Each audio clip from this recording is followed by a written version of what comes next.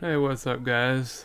Spanketh here. So I have some updates for you guys, which I'll go over here in a second, and then I'm just gonna kind of go over just kind of how I've been feeling today, especially in regards to my nerves, and how this isn't always the same from day to day, but it really does mess with you, or me, I should say. Um, on how it just affects your day and your mood and just not being able to get comfortable really sucks. So I'm mostly gonna just talk about that today. I also think I might start just doing updates like on a Friday, just to have updates for updates when I have them, and then just maybe keep Saturdays as talking about either new things or just maybe if I had a rough day or a rough week in terms of whatever health issue is bothering me at that time, um, and then kind of just go from there, kind of a thing. So the one big update I have is I've got to it was via video conference call um, for a new rheumatologist. Normally, especially being a first time consult, I normally would go in person, but because the in person appointment wouldn't have been until I think like a week or two into April, I figured, well, I can at least get the initial, like, meet and greet and concerns through the phone appointment, and then kind of take it from there, which I'm glad I did because she seems great. So far I'm really glad I was referred to her. She talked about certain things like with my left hand, with the muscle wasting. And she pointed out that it's kind of odd that I have that really bad joint in that hand, as well as some other bad joints in my hands in general.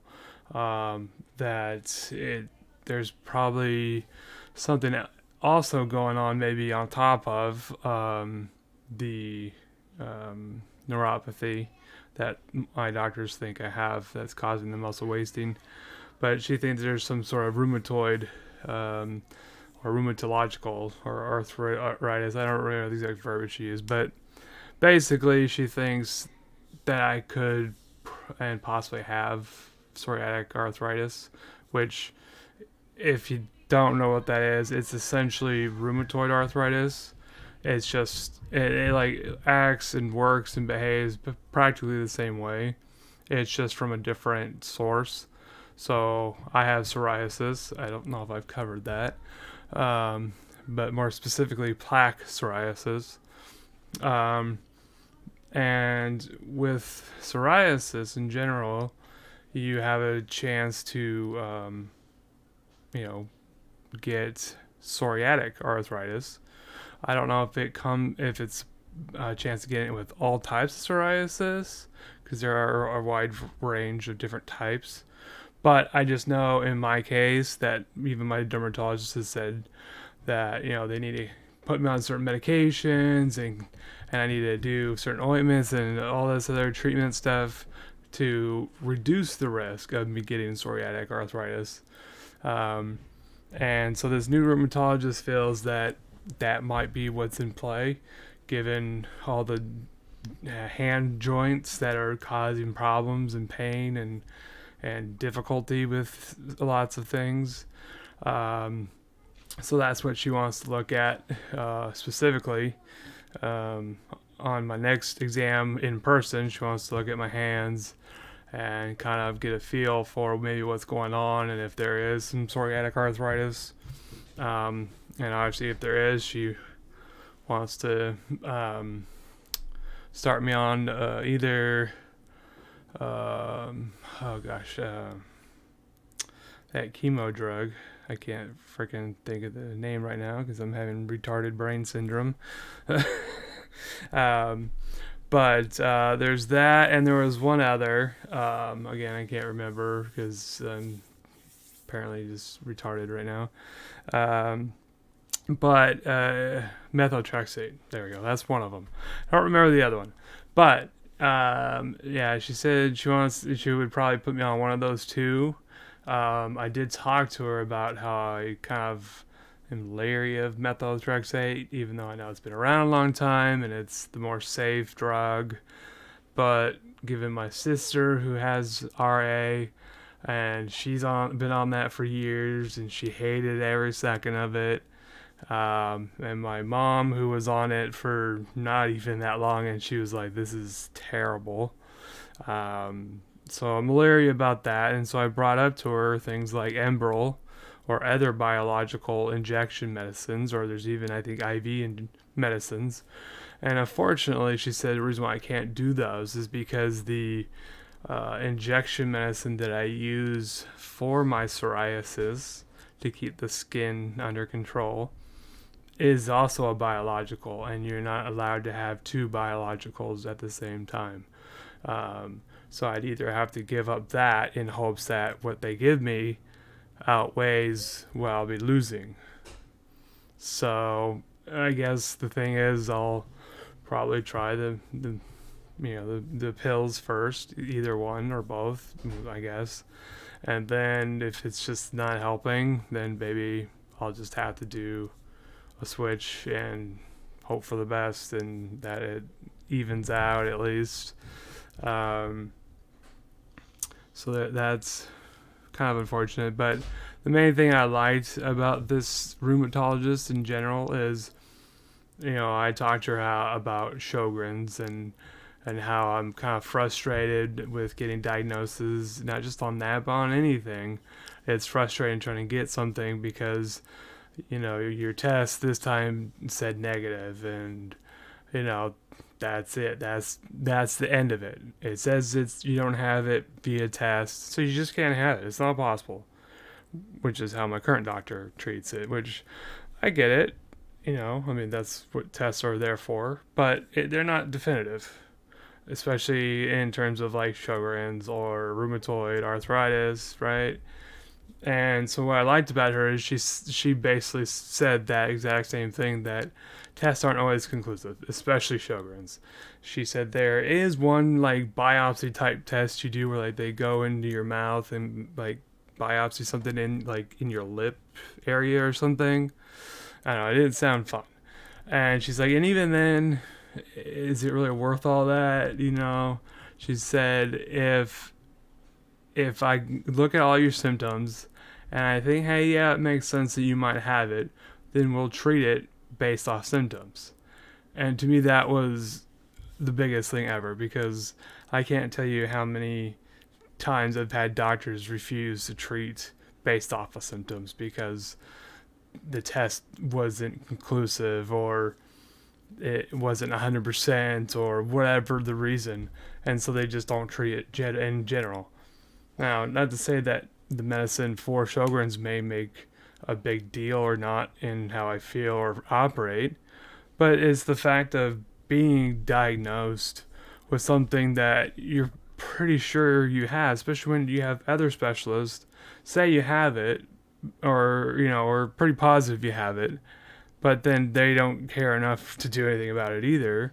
But they're on that side of, yeah, I'm pretty sure you have it, but hey, um, and so just having a doctor that's willing to at least try treatment based on the symptoms you're having. Um, and I know that too can sometimes be a little complex especially with my health and my different disorders. Ehlers-Danlos alone can cause all kinds of different things, and then you throw in neuropathy, and then you throw in migraines, and you throw in psoriasis and arthritis and everything else I've got going. And then it's kind of like, well, what is it coming from this? Is it coming from this? All of the above? Is it coming from medicine? So I get it to an extent. It's hard to want to base solely off of that, but if you're fairly certain, if like, okay, there's 10 symptoms, and if you have 8 out of the 10, and if the treatment isn't like going to be devastating if you don't have it, that type of thing, then there really isn't much harm in doing a treatment. But anyways, that's why I was just really happy about that, because that's really the first doctor that I've had since I've been out here, that's even said that in general. So to me, that was like Yahoo. Um, so yeah, I'm excited. I haven't made a follow-up appointment yet. They were supposed to call me. Surprise, surprise. The nurse didn't call me back. So I'm gonna be calling first thing Monday, and try to get it as soon as I can to see her. I think she kind of wanted it to correlate with my second vaccine, just so I'll be completely vaccinated and be safe when I go to see her, I guess, which is in like 2 weeks or something like that. So I'll see her hopefully in the next 2 to 3 weeks, and then kind of go from there, type of a thing, and see what she has to say, because that would be huge if she can help me with other stuff. Because as much as I don't want to take methotrexate, there's a lot of times, the tramadol I take doesn't really cut it, and I've had times where I've had them increase it to 3 times a day, or at one point 4 times a day when I was going through scoliosis therapy treatments to get through the pain, and even then it's not enough some days, and I don't want to be just constantly hooked on one particular pain pill, or have to resort to whatever, but there are days where it's really unbearable, and so if I do have psoriatic arthritis or something else, and she's willing to try treating that, and if it helps, I mean, I'm for it, even if it is methotrexate. If it really does help and it outweighs the crap it gives you, then I'm good with that, because it just feels like more and more as the months go by, the more pain that comes, and it's not just from the same source. It's not just from my back or my hands or my joints.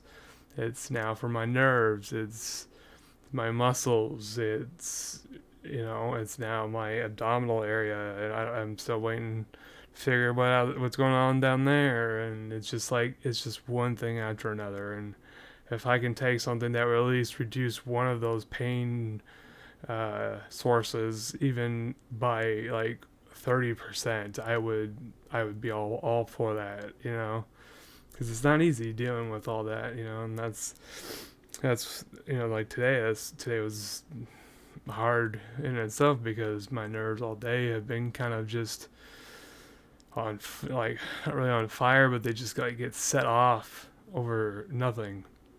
I'm literally laying in bed most of the day, and I can't even get comfortable. I'm constantly moving positions because my nerves are just like, hey, this doesn't feel great, so let's cause some pain and irritation. And then it's like I'm constantly moving, I'm cold, so I put on a jacket, and then my nerves are like, no, we don't like that, take it back off, and it's just like, it's very irritating.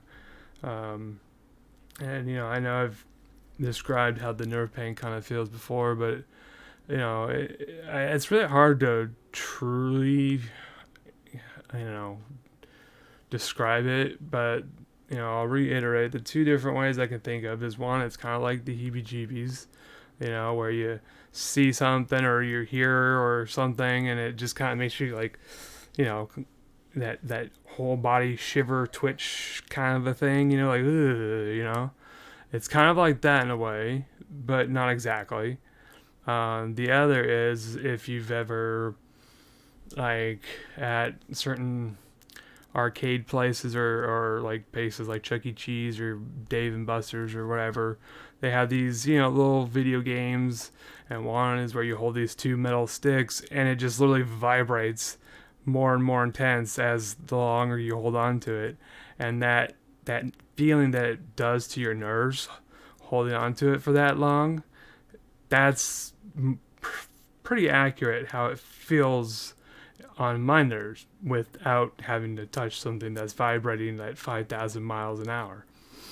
And so just imagine just sitting there and that just like, oh, there it is, either in your arms or your legs or wherever. Today, for me, it was everywhere. No spot was safe. Every nerve in my body was like, nah, I'm not feeling it. So it was just like suck all day. In fact, was it like, say it was like Tuesday and Wednesday night. Um, I had a new issue trying going to bed. Was some reason my arms were doing the whole nerve thing. I'd lay down and go to bed, and I'm just laying there, and all of a sudden they start like going off for no damn reason. And I'm like, all right, let's just try to fall asleep. Normally I fall asleep really fast, like 30 seconds a minute, and usually I'm out. So I'm like, all right, I just gotta lay here, and then I'll eventually fall asleep, and then the pain won't matter. But it just kept building and building. So the more I ignore it, if I don't move or shake out or whatever, try to get that feeling to disperse or dissipate, then it just builds and builds and builds. And then it just gets more painful, more uncomfortable, more irritating, more everything. And that's what was happening those 2 nights. It was just so weird. I just kept trying to ignore it and just like, okay, just close your eyes and fall asleep, fall asleep.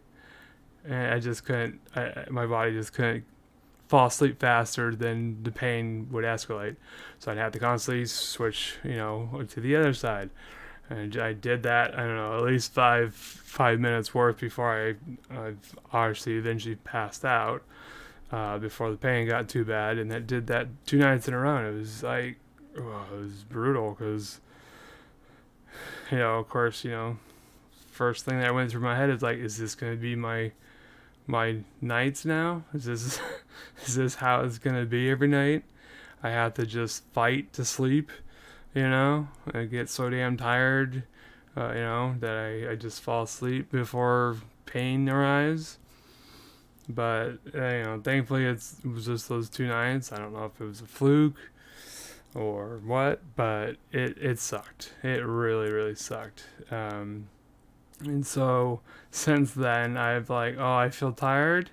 I'm going to try to go to bed because if I'm feeling already really tired, I'm not going to just fight it and stay up for like another hour or finish this episode, whatever. I'm like, I'm tired. I'm just going to go to bed now. It's 9 o'clock. That's way early for me, but I don't care. I need sleep. And if my body says now's a good time, I need to take advantage of that because that was not a fun situation to be in. And I really hope it doesn't ever come back. And if it does, hopefully it's manageable. That's the other thing I kind of talked about the rheumatologist with.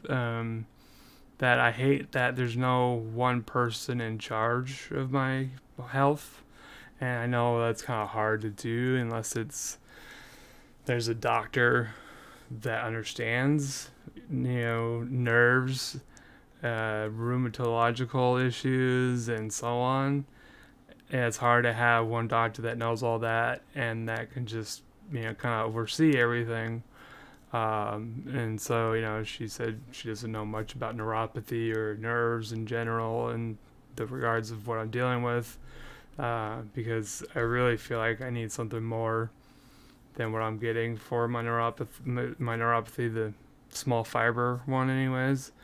Because I don't know if that one's getting amped up or if the possible CMT or autonomic neuropathy is actually there and that's what's adding to it or making the other worse, or we're bouncing off each other. I don't know. I just know it sucks and it's not pleasant.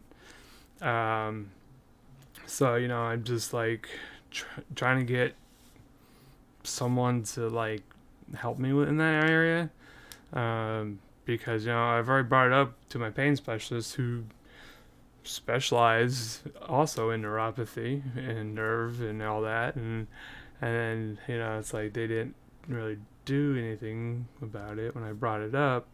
So it's like, I think next time I go in, depending, I think I see them after I see the hand specialist. So depending on what the hand specialist at UCLA says, um, I don't know what they're gonna, if they would give me anything for it, if they actually deal in that regard. I don't know, or if they're just like general hand, like, oh well, yeah, you're right, it is a neuropathy type issue. So then you need to go see such and such doctor, or they'd be like, oh yeah, it is neuropathy, and here we'll give you this to help with it. I don't know. My guess is they probably don't, just based off of history of other hand doctors and doctors and other doctors in general. If that's the case, then I probably, when I go back to my pain specialist and make a follow-up appointment for the following month, I'll probably try to get it with somebody else, um, just to see, if they'll do something about it. If they'll either change the medicine or up the medicine, because I don't think it's working anymore. More and more, I feel that pain, that nerve pain, that nerve unsettling feeling, and it comes from, it triggers so easily. It's not just for me doing nothing. It's, I can watch a TV show, and something on there just kind of like, I don't really want to say cringy, but it's the best thing I can think of. Something that's like cringe, but in the terms of where like, ooh, it bothers my nerves, and then that's it. It just starts, sets it off, and then sometimes it's the sound, sometimes it's something I do, something I wear. I don't know. There's a lot of ways that my nerves get set off, and each and every single one sucks. um, so yeah, it's not fun at all. So I'm hoping to get something to relieve that in some way or another. But I know seeing this rheumatologist is a good step. The only downside she told me is that she's going to be switching to UCLA soon, which I don't know if I just then can transfer, my case to her at UCLA, or if I have to get another freaking referral to go continue seeing her at UCLA, which I don't know if that's going to be the case or not. I don't know. Time will tell. But she did say that she'll look in. There is a doctor that, I want to say she said physio, but I could be totally wrong. Basically, she said there's a doctor that she's going to want to set me up with, especially in the case that I don't get to continue seeing her when she's at UCLA. And this doctor treats rheumatological issues, neuropathy type issues, and does therapy all in the same like wheelhouse. And it's all like in-house and all that stuff from the way she described it. So that would be awesome, because then he can, treat all things at once. And I know a lot with neuropathy, especially the autonomic one, a lot of it is just therapy, and pain management. And so that would be an awesome thing to have, one doctor to kind of curve all that stuff and help me kind of get the best treatment that I can, I guess. So again, time will tell, and we'll see how that goes. But I definitely feel this was a good step. I'm definitely grateful I decided to push for another referral, for another opinion from a rheumatologist, because she's already like said so many things that I keep hoping my doctors will say, and keep willing to try, and just the fact that she just seems more knowledgeable. She is older than my current doctor, and I know with age, especially in the medical field, comes more experience and more knowledge and know-how. Because I know there's been several times with my current rheumatologist that she's literally had to look stuff up right there when I'm, in her, having a discussion with her about what's going on, and she's literally like, "Oh, hold on, let me look this up." or she's like, okay, well, I'll have to consult my colleagues or my boss or whatever, and I'm just, it's kind of not something you really like to see. um, but so yeah, I just think it's a good step, and hopefully it'll just get me, you know, one step closer to getting diagnosed with proper things and the proper treatments to go with those, which then hopefully will reduce my pain and limitations and whatnot. So overall, it's been a good week just because of that appointment alone. So even though today was a real crap day, nerves wise, and Tuesday and Wednesday night was, that appointment was just, that was everything. I mean, I can't tell you how relieved I felt talking to her, and so definitely anxious to get in to see her in person and kind of take it from there. So, but that's all I have for you guys today. And like I said, any updates I think in the future I'm going to try to do on Fridays and keep that separate, just depending on how many updates. If I have enough updates, I'll probably do it on Fridays. If not, I'll still combine it on Saturdays.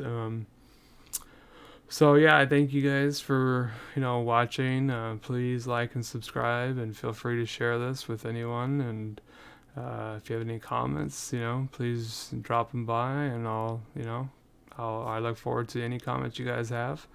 I appreciate all of you. I love all of you, and I hope you guys have a good week.